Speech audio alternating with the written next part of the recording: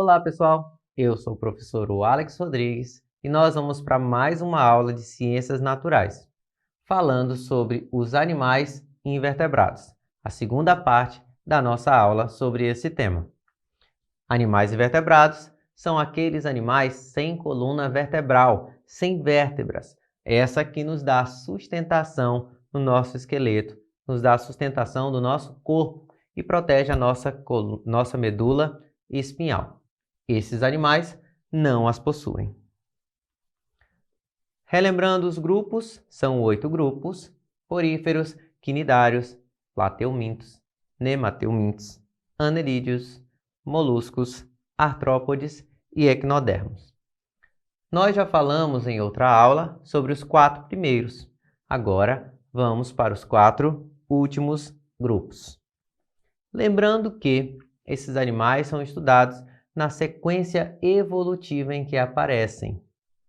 Essa sequência refere-se à teoria da evolução, onde surgem novas características, dando origem a novos grupos. Começando então pelos anelídeos. Esse nome anelídeo vem da sua estrutura corporal, uma característica anatômica deles, onde nós vamos ver o corpo deles dividido em anéis. São pequenas estruturas que assemelham-se, parecem com anéis, assim chamados de anelídeos. Como representantes, nós temos as minhocas e as sanguessugas. Entre as características gerais, nós vamos ter que eles são pluricelulares, formando tecidos e órgãos, como os animais anteriores que já foram mencionados. Eles, como característica nova, vão ter que são celomados. Eles já possuem um espaço entre esses órgãos. Como eu mencionei em outra aula, nós, seres humanos, não temos uma ligação, não é ligado, não é grudado os órgãos abdominais à musculatura do abdômen. A nossa pele não é ligado. Tem um espaço entre essa musculatura e os órgãos abdominais. As minhocas são os primeiros a possuírem esse espaço. O corpo delas é bem mole e, além de ser mole, possui uma pele bem fina e úmida. Essa pele fina e úmida é por conta de sua respiração. Os animais terrestres desse grupo respiram através da pele. Nós chamamos esse tipo de respiração cutânea. E para que isso aconteça, ela precisa ser bem fininha e precisa ter bastante água. Assim, a sua pele fina e úmida proporciona a troca de gases entre o seu corpo e o meio externo, a atmosfera. Aqui nós temos exemplo dos 3 representantes do filo Annelidea. Os poliquetas, que têm muitas cerdas para locomover-se, eles são animais aquáticos e essas cerdas, esses pelinhos do corpo deles, servem para a movimentação. E os oligoquetas, que são conhecidos como minhocas, milanga e etc., que têm poucas cerdas, poucos pelinhos. E também nós temos os hirudíneos, que não têm nenhuma cerda. No caso, nós temos como representante as sanguessugas. As sanguessugas têm como característica aí distinta de serem predadores externos ao corpo, se alimentarem de sangue, são parasitos que se alimentam de sangue de diversos mamíferos e retiram o seu alimento desse sangue já com nutrientes.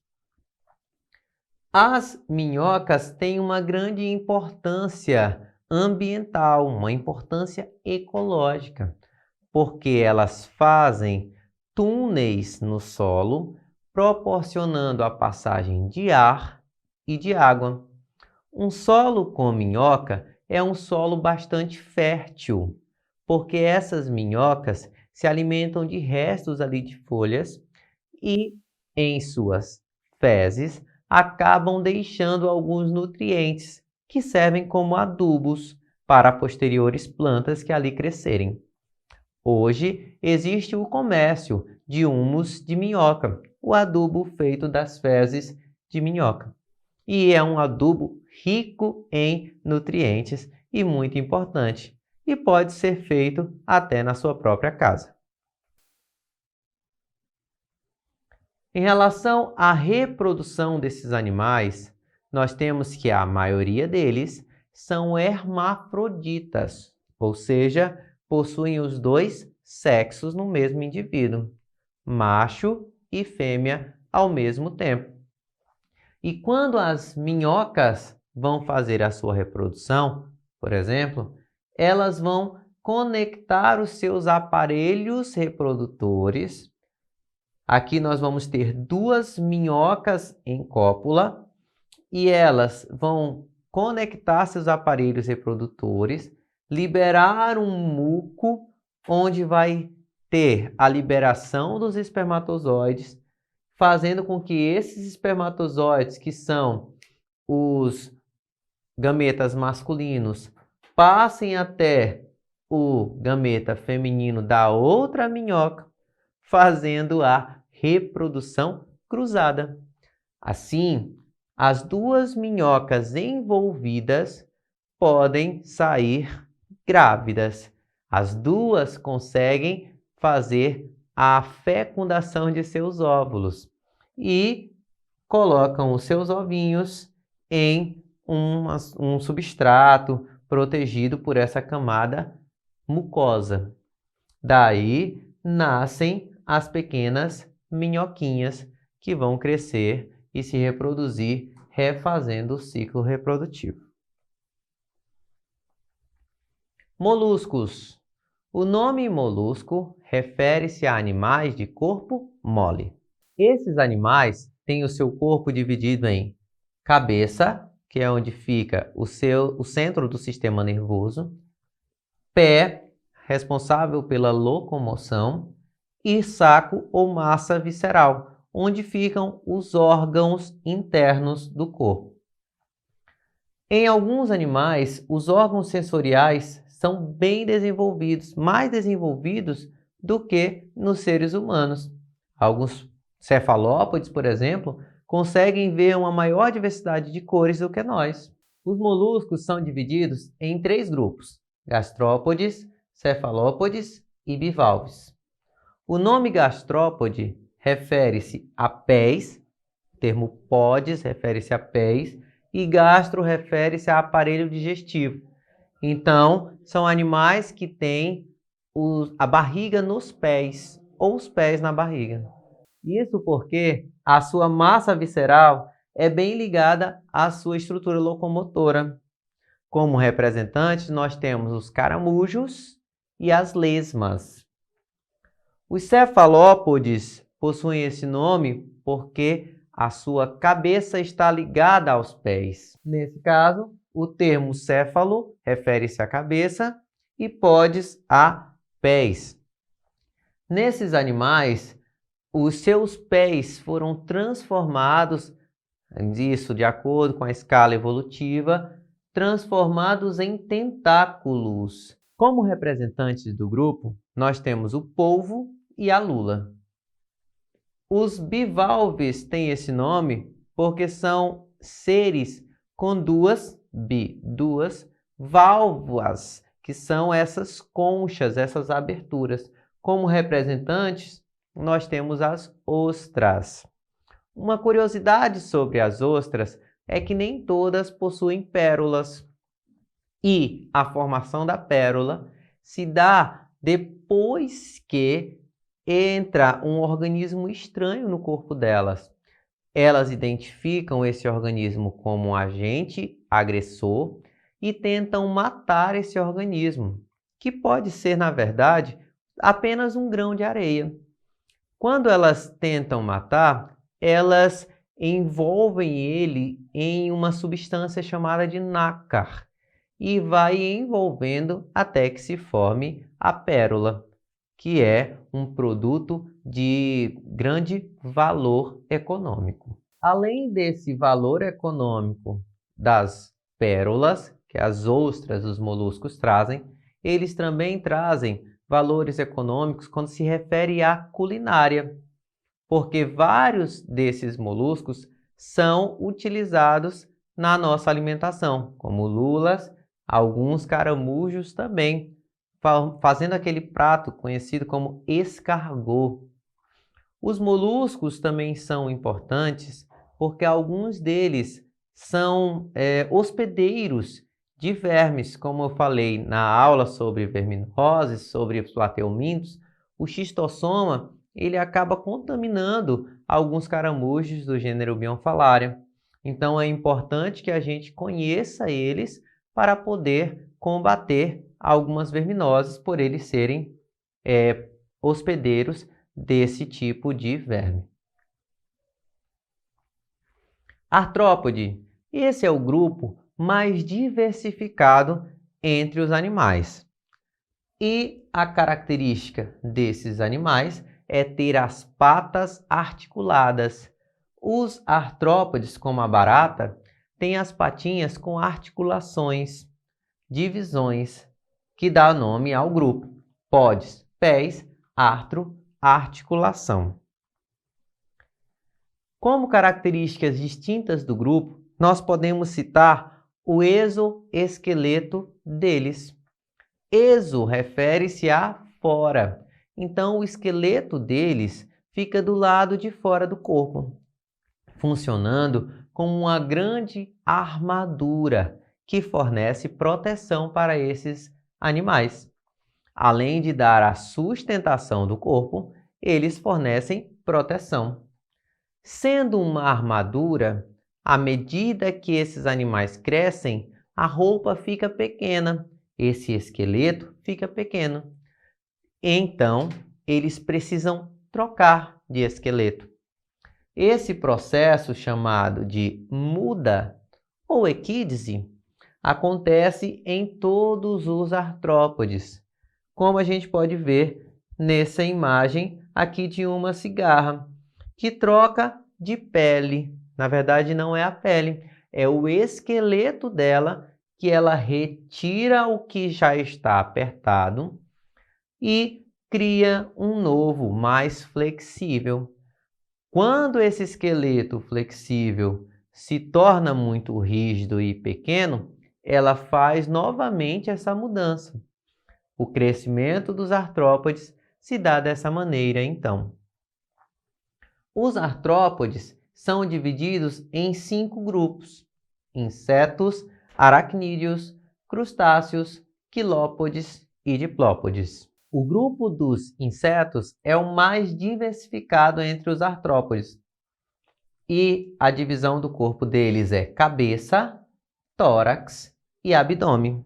Na cabeça dos insetos, nós podemos ver os olhos, nós podemos ver um par de antenas e também o seu aparelho bucal. A boca dos insetos vai ter um formato diferente de acordo com o alimento que ele vai consumir. Alguns possuem um aparelho bem longo, como as borboletas, que vão prolongar a sua boca para sugar o néctar de flores. Outros têm um aparelho do tipo picador-sugador, como os mosquitos, os pernilongos, que se alimentam de sangue.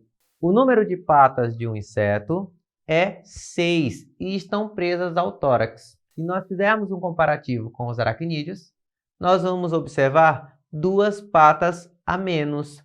Os aracnídeos têm 8 patas presas ao cefalotórax. Nos aracnídeos não existe divisão entre cabeça e tórax. Elas são unidas, por isso cefalotórax, onde ficam presas as patas. Os aracnídeos também, as aranhas, não têm antenas. Como representantes dos aracnídeos, nós vamos ter as aranhas, escorpiões, carrapatos e ácaros. Aranhas e escorpiões às vezes estão envolvidos em acidentes com seres humanos, pois vivem em cidades, se alimentando de insetos em geral, como moscas, baratas e etc. Alguns deles têm uma toxina bem forte, que pode paralisar o corpo de um ser humano adulto e, dependendo da espécie, até causar a morte. Por isso, é muito bom ter cuidado com os nossos quintais e nossas casas para estar sempre limpando, evitando o acúmulo de entulho, de madeira velha, para não termos acidentes, especialmente com escorpiões. Crustáceos. Esses animais têm seu corpo dividido em cefalotórax e abdômen, assim como os aracnídeos. E em seu cefalotórax existem 2 pares de antenas, ou seja, 4 antenas. Dependendo da espécie do crustáceo, ele pode ter 10 patas ou ainda mais apêndices locomotores. Como a maioria dos crustáceos vive na água, eles respiram através de brânquias, enquanto aracnídeos respiram através de traqueias e pulmões e insetos respiram através de traqueias. Os crustáceos são importantes na culinária, pois muitos deles fazem parte dos pratos típicos aqui do nosso país, como siris, caranguejos e lagostas, assim como o camarão, que é bem apreciado em nosso país. Os outros 2 grupos são bem semelhantes, quilópodes e diplópodes. E a gente sempre trabalha eles fazendo um comparativo entre os 2. O corpo dos quilópodes e diplópodes é dividido em cabeça e tronco. E nós podemos ver como se fossem anéis dividindo ali o tronco deles. E nesses anéis, nos quilópodes, se prendem um par de patas por esses anéis, esses segmentos. Enquanto nos diplópodes, nós temos 2 pares de patas em cada segmento desse. Como representante dos quilópodes, nós podemos citar a lacraia, enquanto nos diplópodes, nós citamos o embuá, gangugi ou piolho de cobra, como chamar aí na sua região.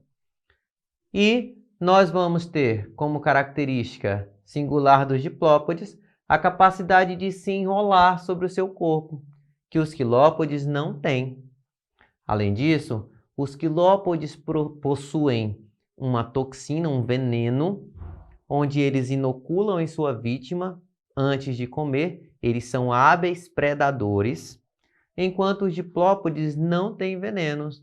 Então, a gente não precisa ter medo, por exemplo, de um gangugi, de um embuá que aparecer na sua casa, tá? Em relação à reprodução e desenvolvimento desses animais, os artrópodes são animais com sexos separados. Nós temos o macho, diferente da fêmea.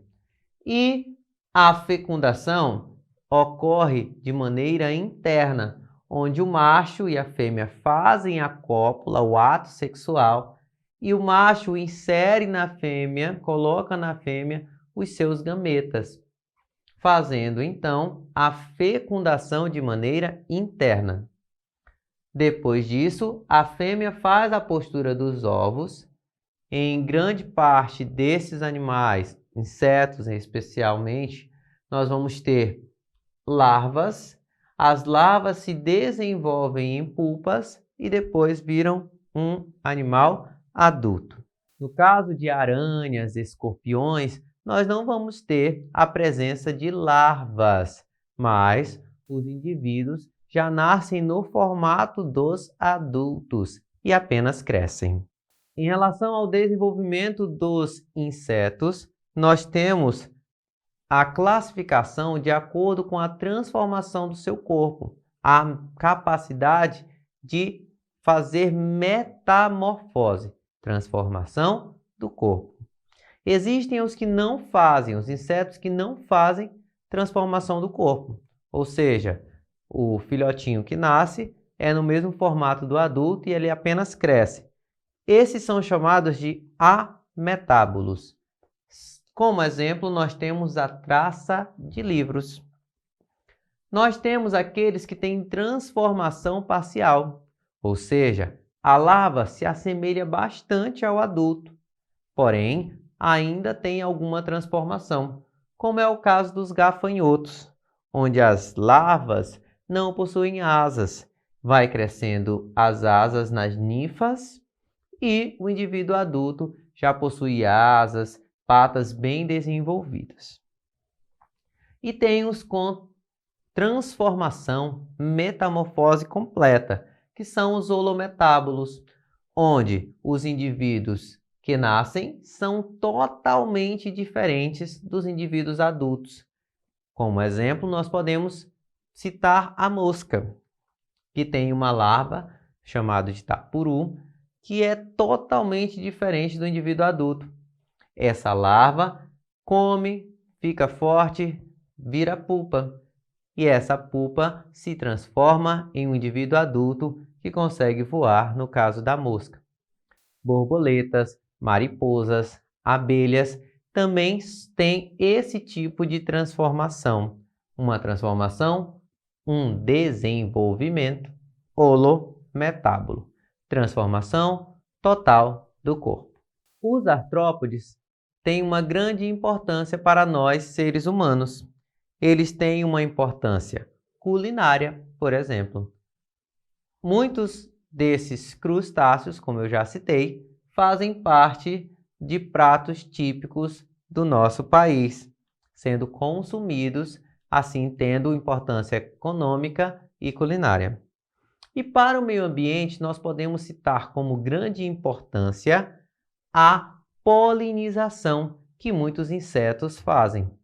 Polinização é um processo em conjunto das plantas com os insetos, com outros animais, onde os animais se alimentam do açúcar que a planta fornece através da sua flor e, ao mesmo tempo, esses animais auxiliam na reprodução das plantas, levando os seus gametas de uma flor à outra. Esse processo é muito importante para a produção de frutos e reprodução, em geral, das plantas. Equinodermas. Esse é o último grupo de invertebrados. E, como característica, nós temos que esses animais possuem espinhos na pele. Equino vem de espinho, derma vem de pele. Aqui nós temos animais exclusivamente marinhos, tanto que em seus nomes populares nós vamos ter sempre essa terminação do mar. É a estrela do mar, o ouriço do mar, o pepino do mar, lírio do mar, bolacha do mar e etc. Eles têm um esqueleto interno, endoesqueleto, formado de calcário, que chega a ser bem resistente, permitindo com que esses animais se sustentem, né? Fiquem nesse formatozinho deles. Eles possuem uma simetria radial. Se nós cortarmos ela em raios, 5 raios aqui no caso da estrela, ó, todas as partes dela serão praticamente idênticas, serão iguais. O sistema locomotor desses animais conta com um sistema hidrovascular, onde a água mesmo do ambiente onde vivem vai passar por esse sistema, preenchendo esses espaços e fazendo com que ela consiga se locomover. Para auxiliar isso, ela possui pés ambulacrários. Esses pés vão dando essa locomoção de acordo com a passagem da água. E a digestão delas é extracorpórea, ou seja, fora do seu corpo. Esses animais têm sistema digestório completo também, com boca e ânus. A boca fica na parte de baixo de uma estrela do mar e o ânus na parte de cima. Para se alimentar, ela projeta o seu estômago para fora do corpo, liberando enzimas digestivas sobre a sua presa. Quando ele é digerido, ela absorve esse suco cheio de substâncias energéticas. Então, pessoal, essa foi mais uma aula de ciências sobre os animais invertebrados. Até a próxima aula. Espero que tenham aprendido. Tchau, tchau.